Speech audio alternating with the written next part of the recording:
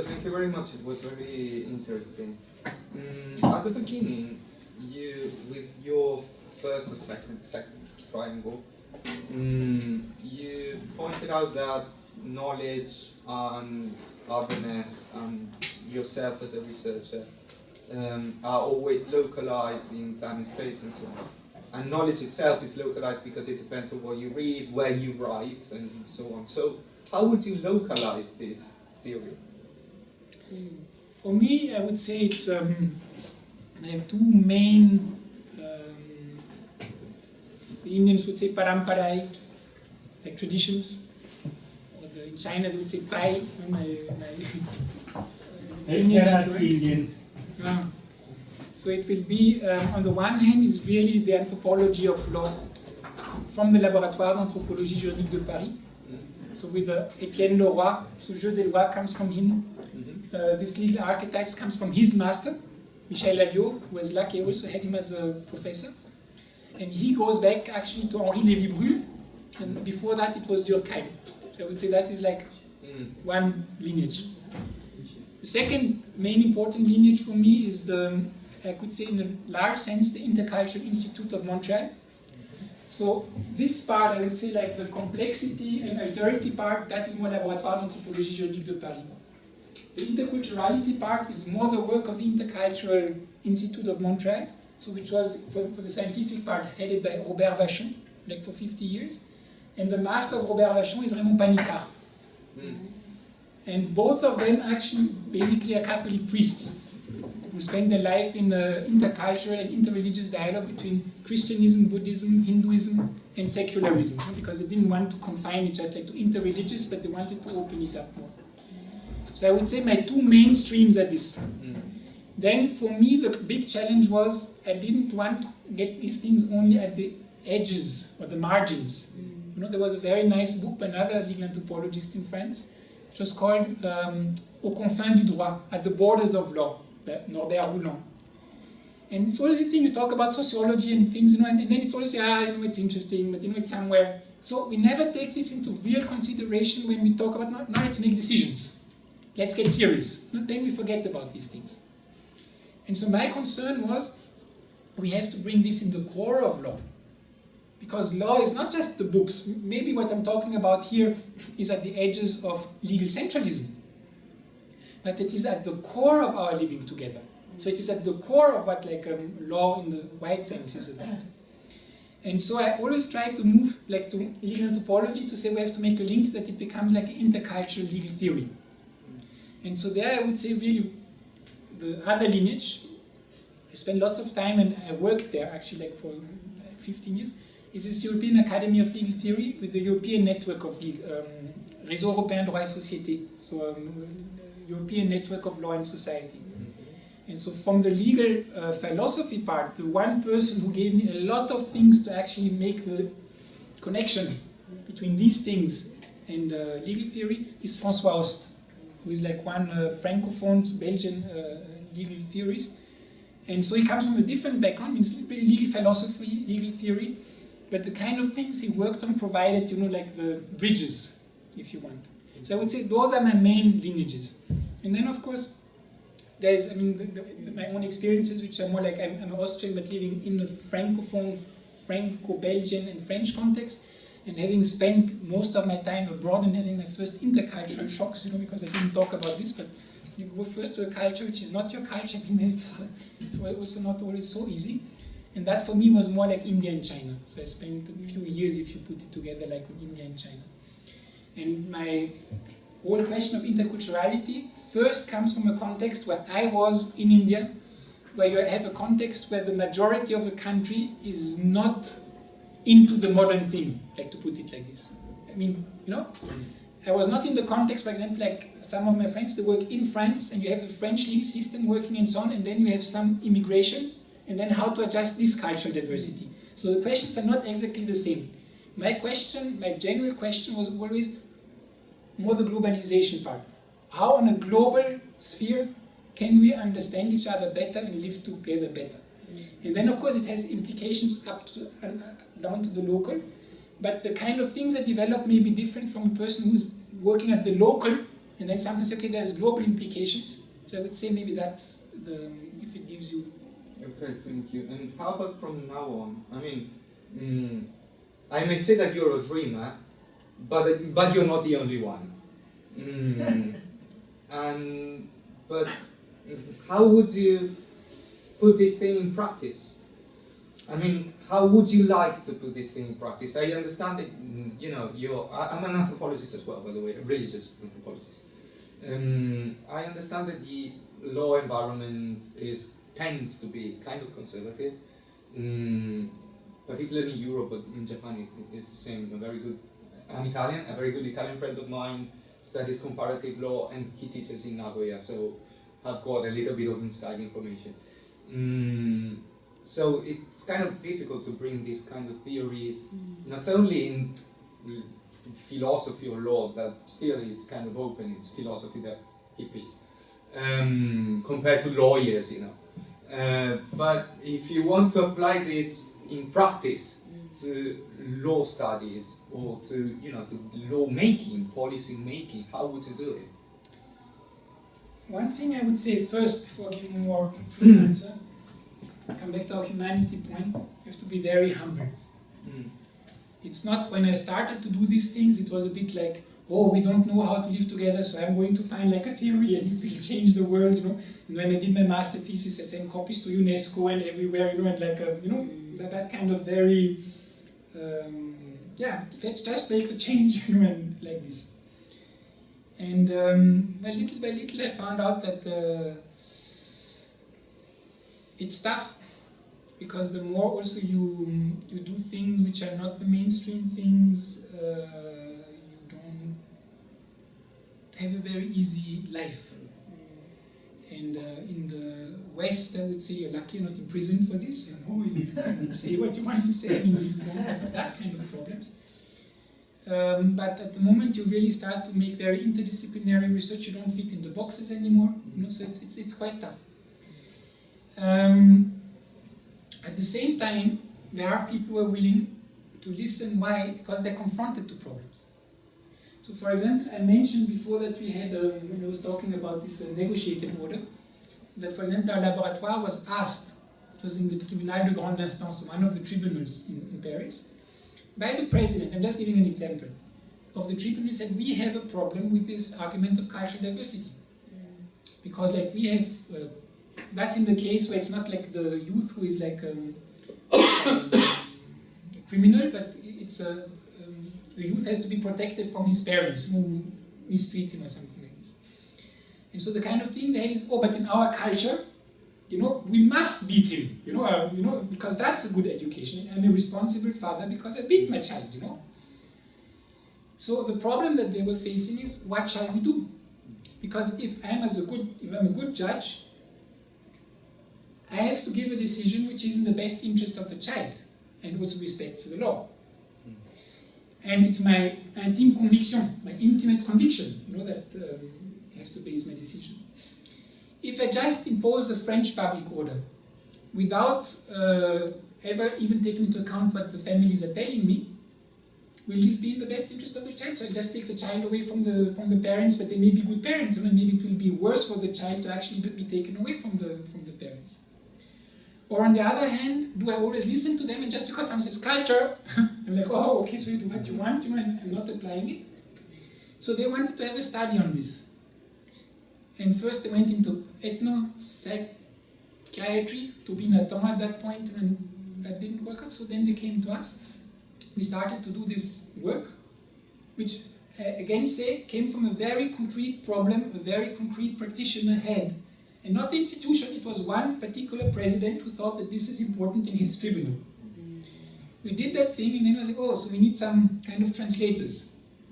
So out of this came a whole project that we started to train we call them cultural intermediators. The idea was not to make a mediation, the idea was to have go-betweens. So we had many law students who came from African backgrounds. So they knew the African culture, they did the legal anthropology, they knew the law. Then they got to special training, and they started to be like experts, if you want, who made this link. So they explained to the judge what the families were actually saying and experiencing or understanding, and explaining to the family what the judge was actually telling them. And so through doing this, we had very, very active and concrete impact. At the same time, the president changed, and the new president didn't find that important anymore, and over it was. So this is why I'm saying a lot of humility. Sometimes you have people who are facing questions, and it's not the institutions that shut them. In the institutions, there are certain people who may be interested. Then you have to be ready. If you don't have anything to, then again you just like. But if you used your time, as I don't know, research or whatever, to do things, altogether we did like, I don't know, I've coordinated maybe around like a good dozen of books or something like this. So the books are there. So nobody can say, for example, anymore, these things do not exist. Something we were working with NGOs also.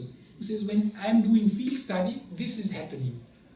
And before it was like, no, but that's just the gap between theories and practices. It's like that, But now I said, no, but there's legal anthropology, and there's this thing, and we have read. So maybe the institutions will not read it, but you have this, it's science, and there's all these books, so maybe there's something to it. So you open up spaces for more dialogical approaches. It's one example. I could multiply the examples. So I would say in a very humble way, you can, as long as you have the opportunity to do some research, do it, try to share it, and not be too much impressed by will it have a direct impact or will it not have a direct impact, and then be open when there is a demand to be there and to... Étienne Le Roy always said, any research, à qui ça sert, à quoi ça sert, and maybe comment ça sert. So, whom does it bring something? And what is its purpose? And if you're a researcher, in the, I would say, noble sense, if you don't bring anything new, you're not a researcher, you have no legitimacy. You owe something to your community of researchers. And especially as a social scientist, you owe something to the society that you're in. You cannot do everything. You're not a politician, you're not like a... Okay, maybe you will become at some point, you're also not stuck, because at some point you were in university, that you may always be in university, you can also do different things. But as long as you're there, it's to keep spaces for critical thinking, which is not only deconstructing, but also mapping out of possibilities open. And one of my big regrets nowadays is that because of financial crisis and all these things, one of the aspects is that unfortunately many universities, we cut down these spaces. And we have to conform more and more and so on and so on. And when we do that, I feel that we are not playing our role of what universities or university professors or researchers should be about. So it's a very humble answer. I'm sorry I cannot give like, oh, wow, I think that... No, simply asking. It was a very humble question. It's kind of related to Andrea's point about practical, reasoning or practical understanding of how, for example, my focus is on immigration and migration. And in the European continent, in Germany and in other parts, we have a whole flux of, immigrants with a different cultural background. So, for example, yesterday in the German news, there was a Muslim a couple who killed their daughter because she was involved sexually with a man before marriage. So, in that sense, practically, how would we be able to negotiate or to kind of try to understand their particular cultural understanding versus the legality that's available in this particular part of the world where you have immigrated to? So in that sense, how would you locate something like that, or how would you negotiate something like that? First of all, I would just make a little thought experiment. Let's take the culture out. I made when I was in Munich, I did a seminar on criminology. One of the things that I think it was even very much about this, it was like, when you act, in German say, handeln im Affekt, when you're out of a strong emotion, you for example, kill somebody. You have an argument with your wife and then you stab her, and if you acted really like completely irresponsibly, then it has implications on what happens. So now the thing is, when you reconstruct, so I'm on purpose leaving the cultural part out. If you really reconstruct how people get into trouble in the sense of committing crimes or whatever, you may very often come to the thing that, oh, poor guy, you know. Understanding does not mean that there is no rules or you don't still live in a society. And then it's a different rules a different person has to take. I may understand certain things, I may not agree with it. And if I'm in a social setting, for example, like I was saying before, that you should not beat your children. It's a little like, you know, it wasn't killing, but that was this president of the tribunal, you know, what he was confronted to. He says like, okay, look, you're in France, you're in a system where you cannot do that.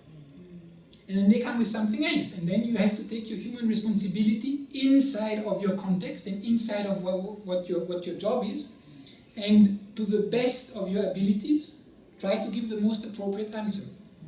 And what the anthropologist can do is he can go there and can say, look, you have to understand that there is this and this and this and this logics, but of course there's also this and this and these other logics, and when you're the judge, well, you have to weigh these things. And the problem I see very often is that anthropologists are very much, we have a little this image of, oh, you're the, like, whatever the costs, cultural advocate, you know? We have to defend culture as such. There, I think in a certain way you're very relativistic. We shouldn't be. The world is pluralist. Pluralist does not mean that we're not changing. I'm open. We are all open. Amartya Sen, he wrote a very interesting book on I think violence and identity. And he says, because you have a lot of debate, especially in the more Anglo-Saxon world, in American world, about this communitarianism versus liberalism. You know, so little this thing, liberals say it's the individual, you know, and we make free choices, and so we're responsible, and you know, and that's how things function. And the communitarians say, oh, this abstract self does not exist, we're always part of a community, and so on and so on and so on. What Amartya Sen points out is, yes, of course we have to take community seriously. Of course we have to take culture seriously. But please don't forget that a human being also has a capacity of choice. And it's not like at the moment where you say that I am in a certain culture, or I am in a certain community, it means I'm stuck there forever. I can choose not to agree. I can choose to do something else. I can choose to open up to other worldviews also. And I would say, you asked about my rooting. Huh? One of my rootings, if I put it in 3 words, peace, first rooting, but not dead peace. I can kill everybody. We have peace, but it's dead peace. I like living peace, you know, but that's why I like martial arts. Huh? So, how then to listen and how to dialogue? So of course, if you're not interested in listening or dialogue and you think that's not the way, then in a certain way, there we are on a fundamental different premise. Then I cannot really say much, and I can just say, okay, look, I cannot go further.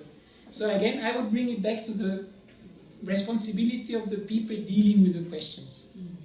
And you can explain, but I don't believe in this, now we have to make, the French like to make new laws on everything. Now we have to make the new law on this or that, or the politically correct, now, you know, I'm not allowed to talk anymore about this or that. I think it's very problematic when we do not recognize that we're human beings who are, we can be happy of being what we are and proud of what we are, but we are also open. We can also exchange, we can also learn, we can also grow, we can also make compromises, and this is very important part of living together.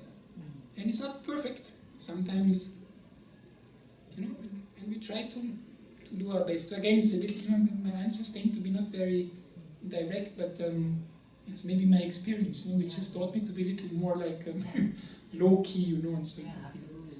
When an answer is direct, then we have to be suspicious.